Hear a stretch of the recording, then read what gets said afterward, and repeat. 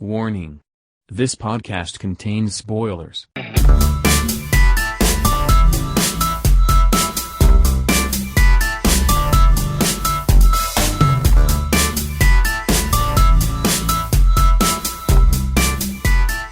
Third World Cinema Club. Hello guys, welcome to another episode of Third World Cinema Club. I'm John Tawasil from Present Confusion. I'm Princess Kinok of Film Police Reviews. And I'm DJ Ramones of ReverseDelay.net. Today, we'll be talking about, it's another random episode composed entirely of what have we watched recently. So let's talk about Quezon's Game. Sige. Quezon's Game is directed by Matthew Rosen. I'm not sure if he directed anything else. Did he direct anything else? I'm not sure. I'm not even sure if it's based here. Yeah, and it stars Raymond Bagaching. And it's a historical film about Manuel L. Quezon in the waning years of his presidency. A few years before World War II. And he's made aware of the plight of the Jewish people in Germany. And one of his friends, a cigar magnate, appeals to him to save some of these Jewish people. But a very indifferent US, ito pa yung point na yung US is very isolationist. And his own constituents try to push against his efforts. All the while, Manuel Quezon is dying from tuberculosis. Well, not exactly kasi hindi naman aware yung constituents at the start of the situation na there's this plight. Actually, it's more of the infighting of the Americans eh. Yes, yung parang fumactor lang sila later on. Yes. Medyo nag-touch upon siya slightly with yung, kasi di ba parang nagtupulong-pulong sila Rojas et al. Osmeña. Mm-hmm. Tapos binisita sila ni Aguinaldo. Spoiler alert by the way. Na hindi mo makikita yung mukha ni Aguinaldo, pero it's clear na medyo may parang anti-Semitic din na sentiment siya if you look at the historical record. Aguinaldo? Yeah, against the Jewish people. Really? May sinabi siya, nasa Twitter yun eh, hanapin nyo na lang. Kasi may kinwote siya saying na parang if these Jewish people are taking our ganyan-ganyan, our jobs, or if they were taking the jobs back in Germany, paano pa tayo? Well, I'm not so sure about that kasi yun yung isa sa mga one of the things I didn't like about Quezon's Game, parang this is yet another film that villainizes Aguinaldo. Parang ginagawa na ng scapegoat palagi si Aguinaldo sa lahat ng historical films I guess it's important din to see if So for that statement, as I said on Twitter, parang we need more context on that. Is he specifically anti-Semitic or is he just being nationalist and isolationist like the other Americans? Gusto ko malaman kung saan yung source ng quotation na yan eh. Tapos eventually then they passed a law na only Filipinos can own businesses in the Philippines. This was a law passed in the 1950s yata or something like that. Mm-hmm. Additionally, yun. So anyway, going back to the Quezon's Game is it's an okay film. It's a very rousing film if you're rooting like for the Jewish people. Mm-hmm. It's also relevant today in the age where like immigration is a big issue in many countries. Mm-hmm. Also, meron din tayong built-in prejudice against other people, and makikita mo yung politics of self-interest versus yung true desire to serve your fellow man, regardless of your political affiliation. So yun yung nag-strike sa akin. Pero otherwise yung construction niya is very, I guess, by the numbers. I'm not sure if that's by the right the book, term. conventional. By the book, or parang it's a kind of historical film that you've seen before. Yes. Just with a different story, just with a different context and actors. But it's full of these rousing speeches na mahaba. It's very it's full of meetings, puro meetings. Yan, conventional nga. So sobrang chill natin dito. The chillest podcast ever. We're talking about yun, conventional. Parang ikaw yata nagsabi na this is the kind of historical film where people just talk in rooms Yeah. For For a almost long the entire length runtime of the film. So, yun. It could have been boring, pero there's something about the subject matter na if you are invested enough in the plight of these people. Well, if you're the kind of person who's interested in history in general, this would be, yun nga, it would have that rousing, exciting effect for you. But if you're not interested, it might not be for you. If you're not predisposed to watching zero action movies, wala yan.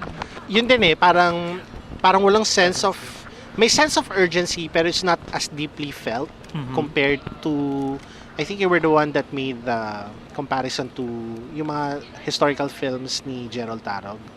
Na tipong there's something... Si ano yun? Si Ogs ba yun? Si MLQ the Third himself. Si MLQ the Third, Manuel Alcázar the Third. Na parang kay Gerald, may something na tumutulak. Parang may kita mo na, we're having a meeting, but this is really, really important. Pero ito, they're having a poker game. Biglang darating si can I play with you guys? Ano, pinag-usapan niyo Quezon's game? Si Princess bumalik na. Interesting yun, by the way. Ang haba nung review ni Manuel Alcázar III of this movie. Syempre, well, you would really look for his opinion, di ba? Kasi apo siya. He Manuel Alcázar. Although he only spoke for himself. Kasi according to him, the family is very much divided about the film. Or they're an opinionated family. Iba-iba yung... So parang opinion pa lang niya, I think more than 2,000 words yata yung review niya. And yung atake niya is he talks about the historicity of a lot of scenes and details from the film. Yeah. Although ang opinion niya sa construction of film, I think it's pretty much the same as yours, na they were able to make it rousing for such a not low stakes but low action, low energy, humdrum feeling, ganun. Hindi ko alam. It's interesting na it touched a chord with viewers. People who don't usually go to films were talking to me about Quezon's Game. Parang, may Quezon's Game daw, it's good, ganyan. Word of mouth seems to be going around, and cinemas seem to be relatively well attended compared to yung mga usual films natin na tipong 3 lang ang tao. Ito, 10, 20 people.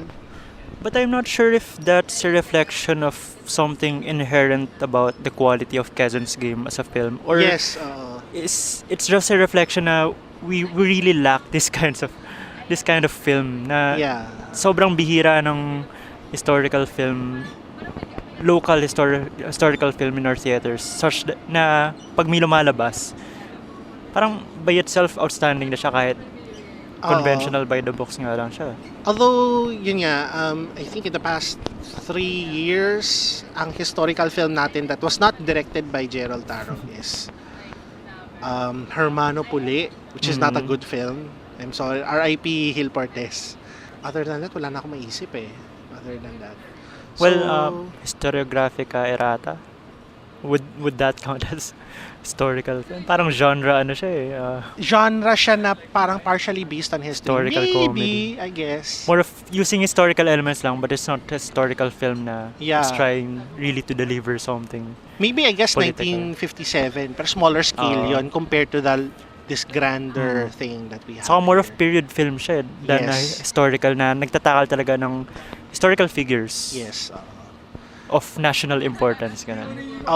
So yun I guess Filipinos like these kinds of films. So heads up, filmmakers. Ganun. We need more. We need more of like more. This. Parang I think Philippine history is full enough of interesting stories that can be mined for such things.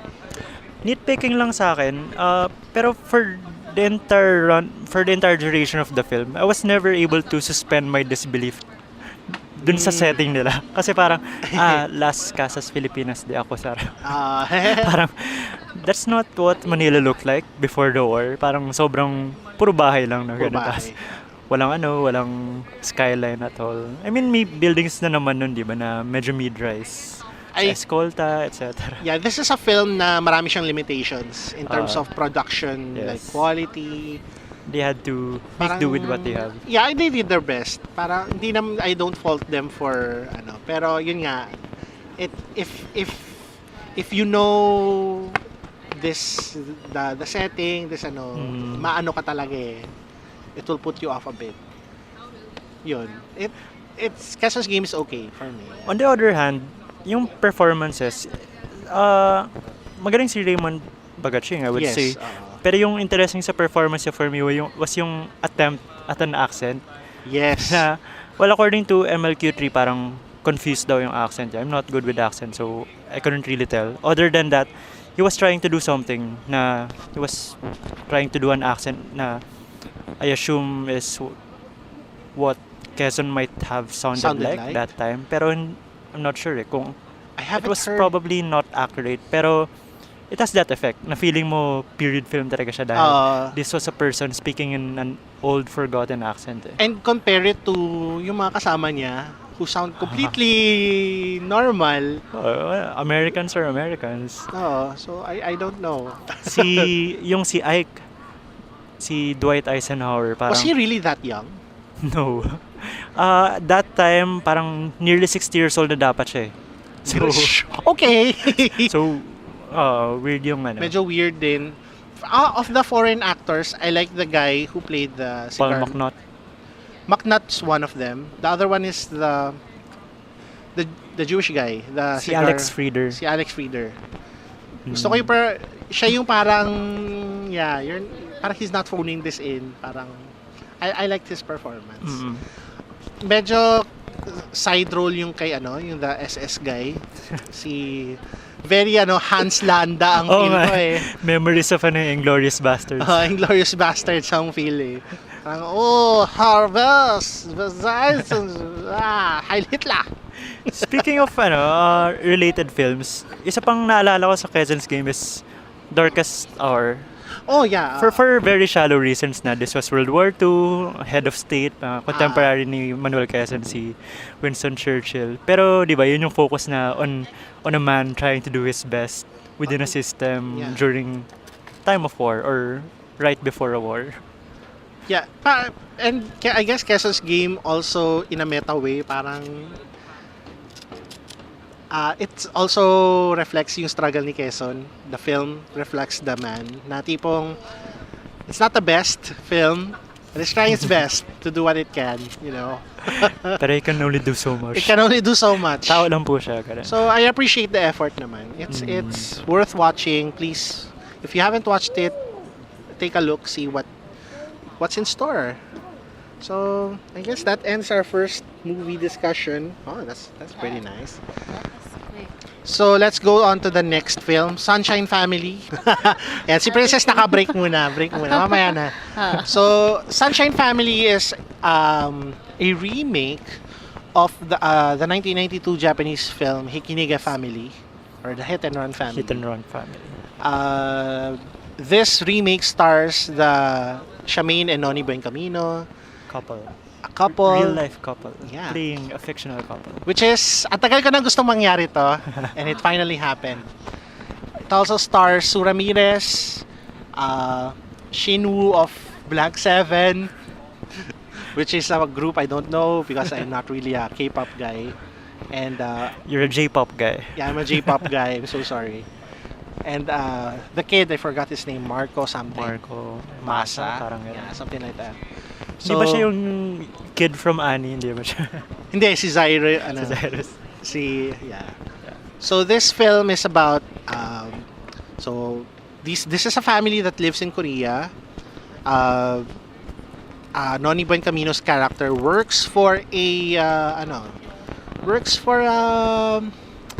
do you call this? A multinational company na may Filipino. So anyway, actually vague. Hindi natin alam kung ano yung work niya. Yeah, parang travel agency-ish. They do tours. Kasi di ba yung kotse niya is I'm assuming yung kotse niya is a company car. So stickers. He works for a travel agency na multinational. Maybe. So one night after a drunk party, Noni Buencamino's character runs over a woman. Or does he? And he confesses it to his wife when he comes home because the car's damaged. And what his wife does is she gets a forklift out of nowhere. Don't know where it came from. And then once inside the house, they try to chop the well, hindi ko naman they try to chop the car. Disassemble is a polite word for what they were trying to do. They try to disassemble the car so they can dispose of it. Very gently disassemble the car. Yes. In the meantime, their neighbors are very nosy, and their neighbor's senile father threatens to, to rock the stability of this of this family. Kasi parang may deadline sila, aalis sila ng Philippines. Pauwi na sila ng Pilipinas after decades of living and working in Korea. So, I like the film. However, it does have its problems. First of all, parang ang daming tinanggal from the movie, story-wise. Have you seen the original Japanese film? I watched the original film. Tagal na, grabe. Sa Wawaw ko yata pinanood yun. Na walang subtitles. It's parang may backgrounder pa ng konti yung family.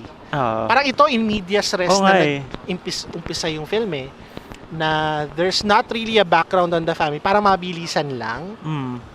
You get 1 or 2 shots of each family member. And the problem is, it leads to yung mga landings niya later on, yung mga emotional, they don't stick. Like, there's a scene near the end of the film na naglalabas ng sama ng loob, kumbaga, si Shamin Bencamino about her character. Na she's trying her best, ganyan-ganyan, for this family. Pero, parang wala yung character building that leads up to this moment. Masyado, other than the actual dismantling of the car. Kaya parang kulang siya. Hindi siya nag-land properly. Also, tawag dito, the original film is kumbaga it's a very Japanese like genre na there are a lot of Japanese films, for example, Shoplifters, films like Harmonium. Yan. They try to criticize, kumbaga, or parang tinestress test nila the idea of the nuclear Japanese family. They try to deconstruct it using this. Pero ito, yung treatment niya of the family is not as deeply as I thought it could have been. Kasi ang dami mong pwedeng sabihin about an OFW or a family of Filipinos living abroad. There are issues of like cultural identity. There are issues of homesickness. There are issues of clashing. Well, sa cultural identity na yan, pero clashing cultures, fitting in work, with bosses, na medyo lightly touched lang in this film. So parang surface level lang siya na adaptation of the source material. And finally, yung medyo weird yung choices niya ng music for me. Na especially for one scene na talagang bituin walang linya yung theme song niya, sung by Justa Saragosa. Pero ang weird niya. So, it's very dissonant, kumbaga, in terms of the tone of what's happening and the it could have worked, pero for me it did not work that well. Pero complaints aside, it's genuinely a very funny film. Nakakatawa siya talaga. And nadala nung mag-asawa yung film mostly by themselves. As in, powerhouse talaga sila of acting na nadala nila yung ganitong klaseng pelikula. Ikaw, DJ, what did you think about Sunshine Family? I'm going to pick up on your point first about the cultural aspect of the film. Yung impression ko kasi parang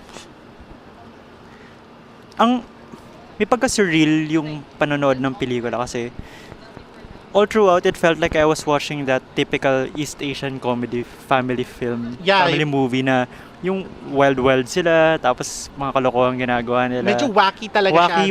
Wacky is the word, exactly. Wacky and quirky and crazy, yan. Pero, parang ang pinagkaiba lang is Filipino yung main actors and main characters. Yes. So, iniisip ko ba, parang totally Korean film talaga siya. Yes. That just happened to have Filipino characters and Filipino language kasi Filipino actors. Kaya parang kaya siguro na de-emphasize or that they were not really interested about exploring the intercultural aspects kasi para siyang in a way Korean ad ganun or may mga institutional kasi visit backing Korea, siya, guys. Parang Korean travel tourism ad siya ganun, which is not to say naman na okay lang naman yun, parang we get the point. It's an interesting cross-cultural experience then, and other than that sobrang nagustuhan ko actually yung pelikula on the level of entertainment because that's what I think it is. It's very entertaining. That's what it's trying to do. Na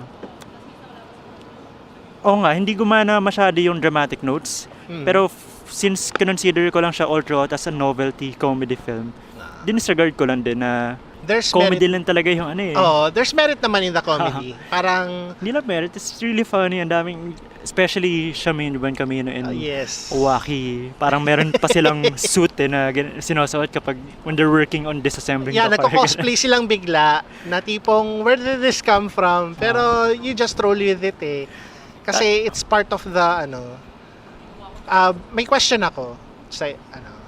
Do you think the movie would still have worked if this was a completely Korean production? With Korean actors. With Korean actors. It wouldn't have been as interesting to me. Or I probably wouldn't even have watched it. Parang yun. Bakit it's just another Korean? Parang yun nga yung novel. That's one of the things I mean when I say it's a novelty film na it's a standard Korean comedy family movie but with this twist na Filipino yung yung alam mo, subjects. That's an interesting point. I've long wanted our actors, kasi magaling yung mga artista naman natin in general I want our actors to be directed by other nationalities. I want a Thai director to direct us. Kasi iba gumawa ng pelikula mga Thais. Iba gumawa ng pelikula mga Hapon, ibang gumawa ng pelikula ang mga Koreano. So, and now we have that kind of movie and it's one of the things that makes it satisfying na we have this kind of movie. I like the cultural crossover aspect of it din. Kaya ultimately ako i-recommend ko pa rin tong film na to. It's a very fun film. Marami lang akong little parang nagging things lang na in the bigger picture doesn't really matter that much. Pero sabi nga niya si Sue Ramirez, sabi niya sa audience before the screening kagabi na ngayon lang siya nakanood ng pelikula or parang ngayon lang siya nagkaroon ng project na ganito yung atake. And I guess what she was trying to say then was what you said na iba talaga yung Korean worldview in cinema, ganyan. I'd like parang I like this diversity in storytelling like or conventions with form. Kahit na mainstreamy ang dating. Saka especially dun sa early para iba yung pinag-uusapan natin. Pinipilit ko lang. Sa early scene, si Shamin Ban Camino, yung mga solo parts na may ginagawa siyang wacky stuff. Doon ko na-realize na yung itsura ni Shamin, sobrang nag-fit in siya dun sa yung parang naging stereotype na crazy Asian mother. Yung naalala ko dito yung sa Kung Fu Hustle yung grandmaster din na babae na na-fit siya doon. Tawag doon, may rollers sa buhok, ganun. Ang term yata ni doon, ajumma. Yan. Ang Korean term doon. Yung mga in her 40s, 50s na babae na. Kaya to me, wala akong problema doon sa song choice. Tinawanan ko lang talaga kasi di ba parang walang sense, walang point. Medyo nonsense pero nakakatawa-ish. Nonsense lang talaga siya. And you have no other sane course of action but to laugh at it. Ganun. Yun. So, yun. Yung quirkiness niya, yung I guess absurdity, but I'm not sure that's the absurdity is the thing that ultimately saves it. So, yun. No? Sunshine Family, guys, in cinemas now. Ganon, watch it. Third World Cinema Club. Kakapanood lang namin to, so we don't have the usual what have you watched recently segment. So what have you watched recently? Ito. So what we have watched recently? We have watched X-Men Dark Phoenix by Simon Kinberg. Starring Sansa Stark. Starring Sansa Stark, the Queen in the North. Oops, sorry. So still produced by Stan Lee. Yeah. And it's dedicated to him then. And DB Wise and and DB Wise. Wow. Spoiler alert again. Also, parang tip na rin sa inyo, this film does not have an after-credit sequence. You can go after the credits are done. Because it's the end of a saga. Yeah, it's the end of the X saga, which started in, I think, 1999 with X-Men. Yes. Directed 2000. by... 2000 pala, sorry. Saktong New Millennium. Directed by Brian Fuller.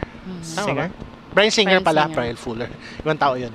And it's a loose, again, another loose adaptation of the Dark Phoenix saga, mixing it in with the Phoenix origin story. So, a few years after the events of X-Men Apocalypse, the X-Men are now this this government-sanctioned strike team. Avengers talaga sila. Para sila Avengers but mutants. Yes.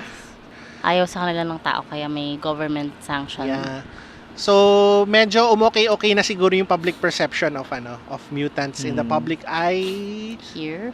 As long as they can control it. I guess yun yung peg niya. And nasa malayong castle sila. So, while they're rescuing these people in a rescue... Astronauts. Yeah, these astronauts in space, the X-Men, or rather Jean Grey, played by Sophie Turner, she makes a very hard decision and sacrifices, or she's not really sacrificed, she's not rescued while a mysterious cosmic force is implanted into her. And she becomes Captain Marvel. She becomes Captain Marvel and headbutts Thanos.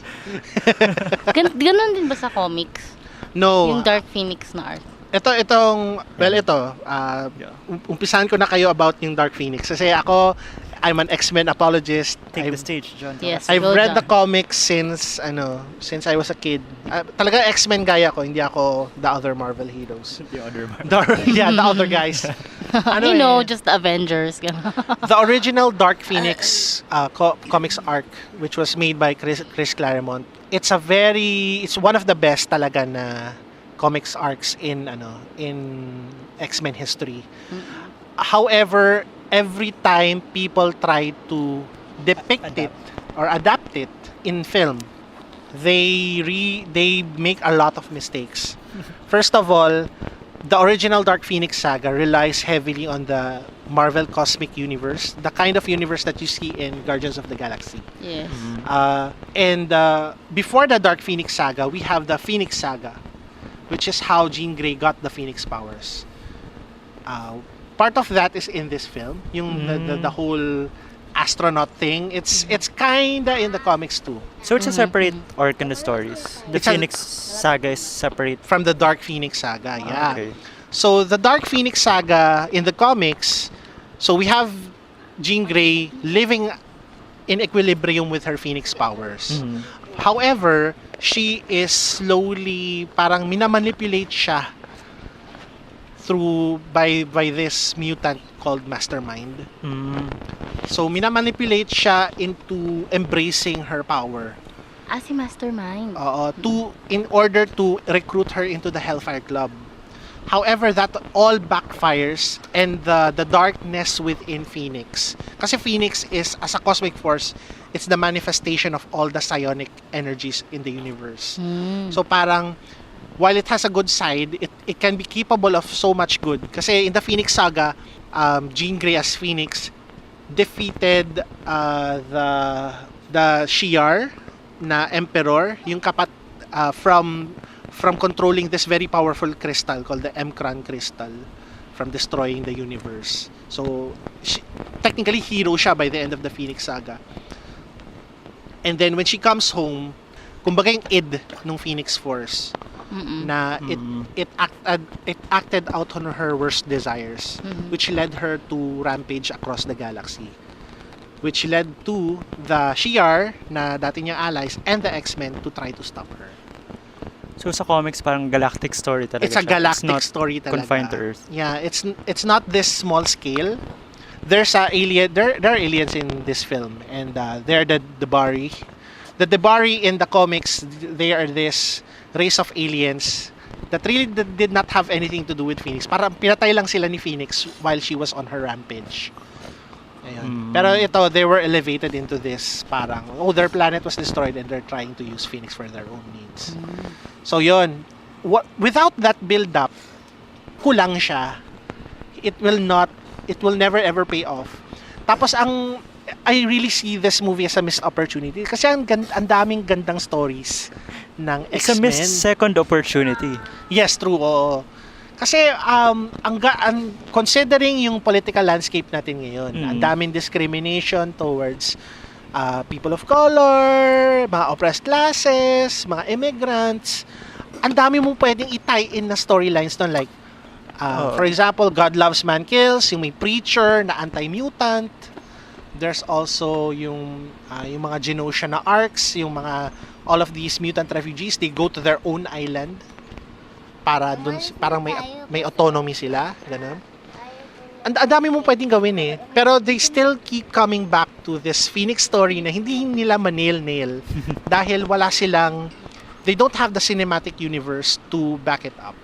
Parang their cinematic universe is very limited kumbaga in scope. Kaya yun, from there pa lang, kulang na siya. And then, medyo the way things panned out, it's okay, it's not bad. Pero it's parang medyo lukewarm na siya, especially in the second half. Parang ini-expect ko nga, since diba last na pala to, parang ginawa nila yung first 3 na X-Men films, na yung mga older version, and then they turned it to the kiddie version. Na-refresh eh. Na-refresh. Parang Di siya reboot eh. Refresh eh. Ni-refresh lang, parang makita mo yung origins ng X-Men. Kasi diba yung sa first 3, yung bida dun eh, si Rogue. Wolverine. Parang, tsaka yung si Rogue, si Wolverine, tapos Jean Grey din, Cyclops. Si Jean Grey pa din, ganun. Kasi naalala ko sa cartoons naman, doon ako naloka kay Jean Grey. Yung sa cartoons na every Saturday yata pinapalabas. Yung may Phoenix arc din siya doon eh. Actually, yung one of the best, kumbaga, adaptations of the Phoenix Saga was in that cartoon. Yung 10, yun. Yung kasi the Dark Phoenix Saga was a 5-parter. The Dark Phoenix Saga and the Phoenix Saga, hiwalay sila. So 10 parts yung the whole thing. So talagang they took their time trying to build dun sa cartoons. Sa cartoons. Ito, wala. You just had a film. And tsaka out of nowhere, biglang, bakit si Phoenix na yung bida? Oo. Diba? Parang yung last naalala ko, although tumulong siya sa pagpatay dun sa mga kalaban last time. Medyo build up siya sa Apocalypse. At the end of Apocalypse, parang she had power naman. She became the strongest Avenger. Ay, X-Men pala. X-Men, oo. Pero hindi, parang biglang, okay, ikaw na agad, parang ganun. Kinasa kagad na siya. Yan. Yung the whole reboot was about relationship ng tatlo. Si Raven. Si Mystique, si Magneto, and then yun pa, parang why, super spoiler talaga dito is mamamatay si Mystique like in the first third of the film. Oo. Parang while this entire quadrilogy of films was about the relationship of these 3 people, bigla nyo na lang papatayin yung parang yung heart kumbaga nitong series na to of films. Well, on the other hand, kaya naging effective yun. Parang, kasi may gravity talaga yung loss na yung pagkawala niya. Pero it's so super sudden. Kasi iniisip mo, diba, na yung reboot is connected dun sa unang first 3 films. Yes. Kung saan alive na alive si Mystique. Pero alam ko mahilig kasi hindi mag-cross. Ganun kalaki yung role ni Mystique sa yung first trilogy ng X-Men. Yes, ano lang siya, parang spia lang siya doon. Dito dahil medyo breakout character siya dito eh. Dahil sa Hunger Games, sumikat si Jennifer Lawrence. So, ginawa niya ng star si Mystique. And then, nagkasabay din yung itong project na dito. I wonder though, if this was really the version that was originally made. Kasi if this was, parang merong test screenings of this film, tapos Although test screenings are standard for big budget films. Yeah, parang finocus group nila to or something. And tapos, that's what they base their reshoots and Oo eh. I think they reshot a large chunk of this film. Yun. I don't know. Yung sa akin, well, the first question about this film is, was it worth it? Na yun nga, out of all the other stories they could have made for this supposedly last film of the saga, bakit ito ulit? So parang there must be a big reason, di ba, na parang di ba sila naka-move on na ang pangit ng The Last Stand. So si Simon Kinberg, the writer-director, as far as I know, malaki din yung involvement niya dun sa original X3, di ba? So parang this was in a way trying to correct his mistakes the first time around. So parang ito yung nag-time travel siya. Or move on, man! Or maybe gusto niya na, teka guys, ito yung matagal ko na gustong i-focusan, Dark Phoenix. Parang ganun, no? Parang yun. Ginawa niyang passion project. And to me, as someone na hindi ganun ka-familiar sa comic side of Marvel, comic side, yun naman talaga Marvel. Pero as someone na dun lang sa films ang exposure, and kahit yung cartoons, hindi ko na maalala. Okay naman sa akin yung, interesting naman sa akin yung Dark Phoenix, or Phoenix, di ko nga distinguish yung Phoenix and Dark Phoenix story. Kasi sobrang internal, di ba? Parang instead of may external villain, parang internal yung conflict. So it's definitely interesting. Pero yun nga, there are probably other arcs that they could have pursued instead of this one for this last chapter of the saga. Yeah, exactly. Tsaka sobrang, parang sa akin, ang rush niya. It's either, kasi biglang, okay, yun na yung gagawin niya, tas parang ito na. Yung change of heart ni Jean sa huli, parang nabilisan ako masyado. Oo, parang, ang rush. I will protect my family, pero saan ang galing yun? Oo, parang, na-realize mo lang nung, yung snippets nga lang, spoiler alert, may snippets, di ba, ng montage na, ng past, kunyari, nila ni Xavier, na parang, hindi siya, kahit na, siguro, ang tagal ko na rin kasi hindi napanood yung una, pero alam mo yun, parang kahit na mapanood mo pa siya, kahit na ganun katagal, iba yung impact, alam mo yun, parang, okay, tapos ano na, okay, sige, parang ganun, no? Oo. Yun yung pag ganitong X-Men film, it's either you work on the level of spectacle or you work as a drama na yung ginawa nila sa Logan, which probably remains one of the best dun sa entire series. So dito, parang inisip ko, siguro they tried to do some kind of Logan dun sa first half. That's why it really worked for me the first half. Ang ganda na sana yun. Parang drama, focus on the human story, not so much dun sa action. Pero weird lang talaga yung second half kasi nandun pa rin yung restraint na they're not trying to do really big battle scenes. Pero nawala na yung pero hindi rin naman maganda yung pagkakagawa dun sa story or drama. In compromising, parang na-compromise lahat. Tsaka naalala ko sa cartoons, ang daming versions ni Phoenix dun eh. May malanding Phoenix, may, di ba? Pero may ganun din, di ba? Sa first half na parang biglang naging aggressive change of character siya. Hindi kasi, alam mo yun, parang, kung Dark Phoenix, ibig sabihin, it's about how she controls her power, ganun. Kasi kung kunyari, yung sa first 3 na X-Men, tungkol kay Rogue, yung una, yung tungkol kay Rogue na, hindi pala siya white-haired lang na, kaya medyo powerful pala talaga siya, ganun. Dito, tinanay ipakita na she's very powerful. Kaya lang, hanggang galit lang na parang, di ba parang, okay, so nakapatay ka ng police, ganyan.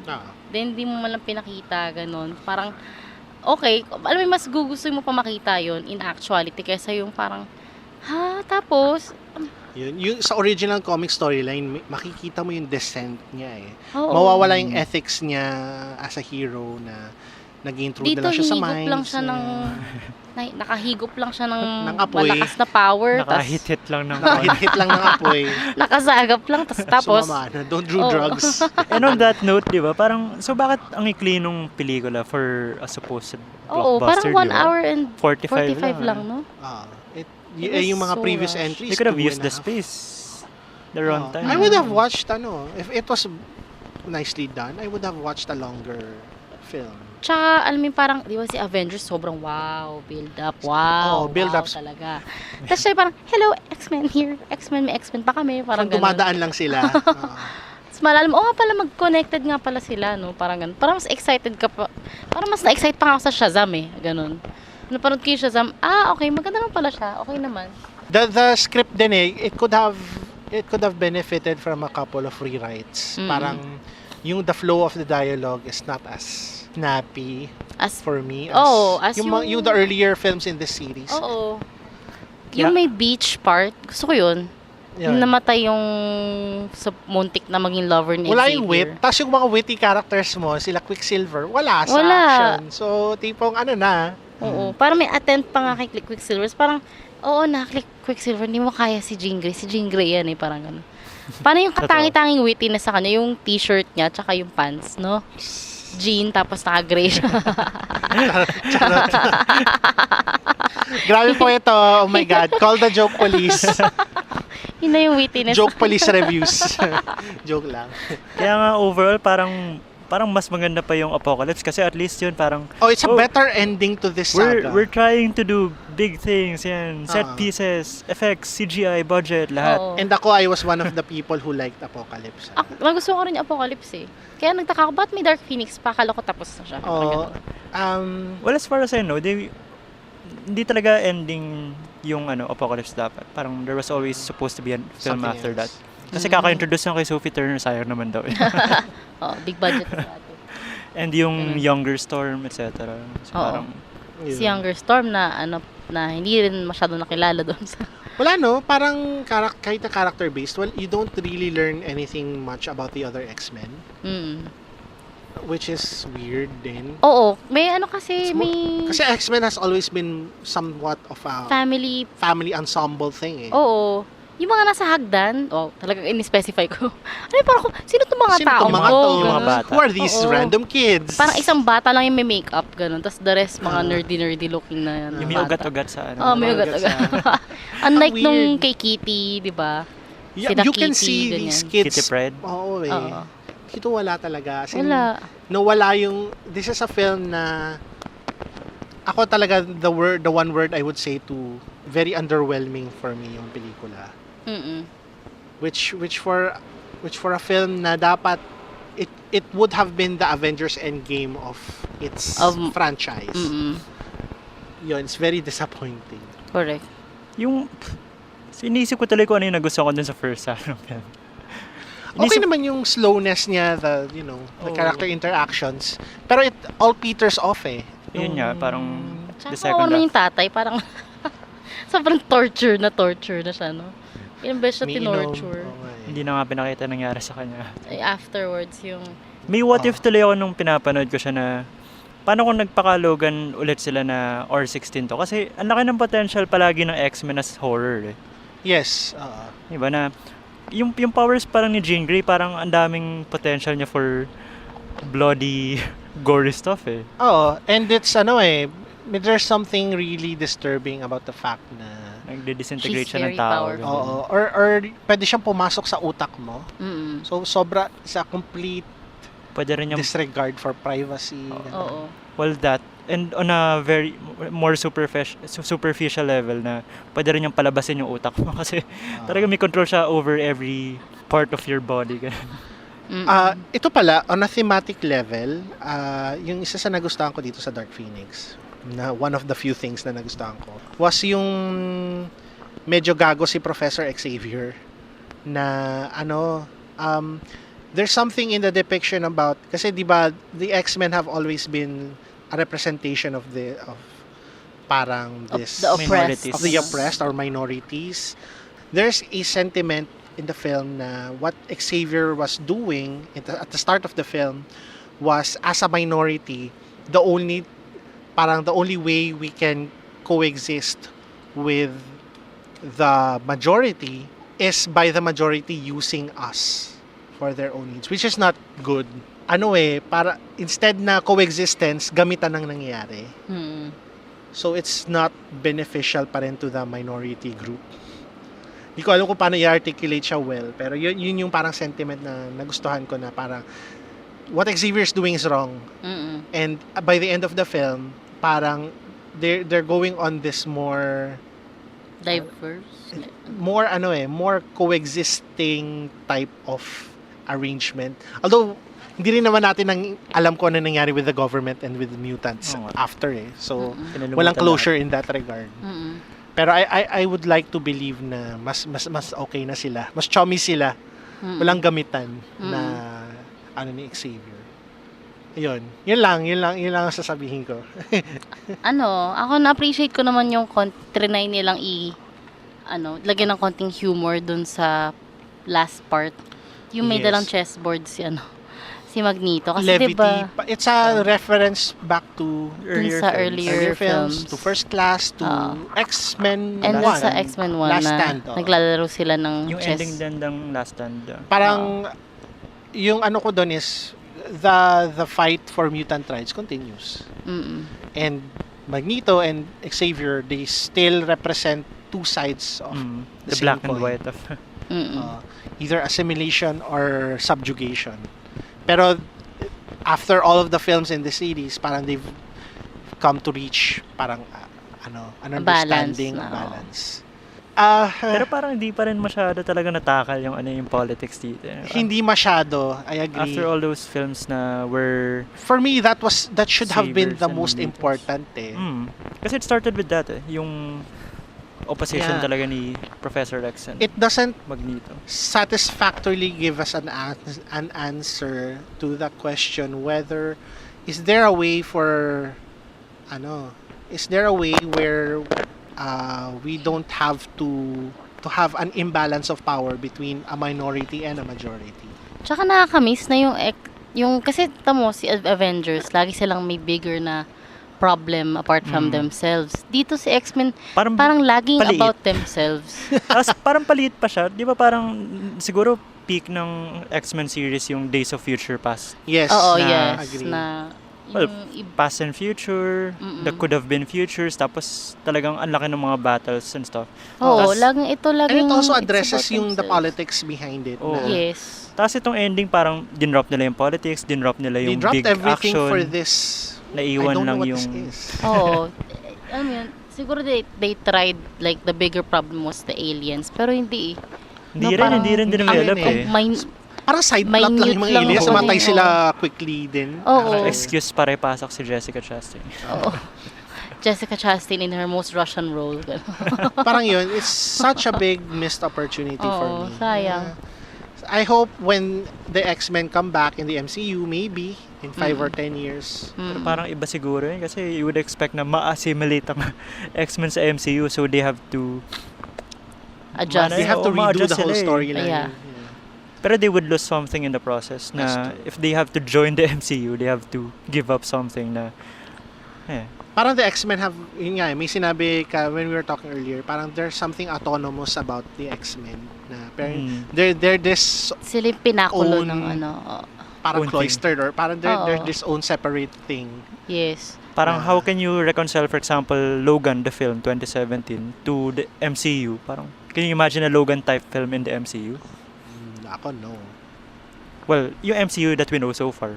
Let's hope na umali natin, magbago rin yung MCU after Phase 3, diba? So, yun guys. Any last thoughts about it?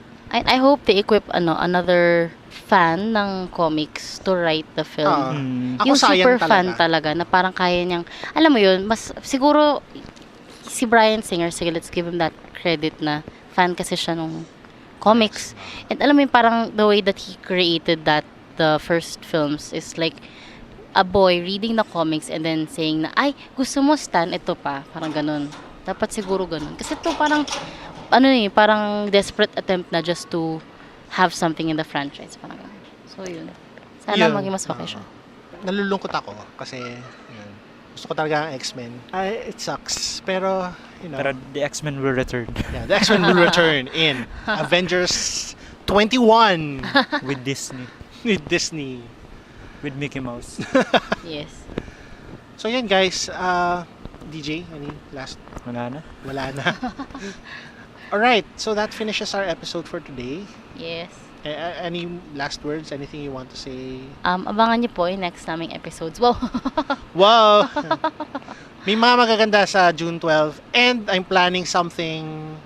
We're planning more of yung mga behind the screen series. Yes. Mga mini-series na ganun. Other than, we're trying to get a mix of these kinds of episodes and yung episodes na may guests kami. Yes. So, watch out for that, guys. And on behalf of our club mates who are not here. Yep. Jim Paranal and Tristan Zinampan. Tristan Zinampan of Pervision Podcast. Joke. Tristan Zinampan. Joke lang. Hi, Tristan. Have a good day. And we'll see you guys next time. Yes. Bye-bye. Third World Cinema Club.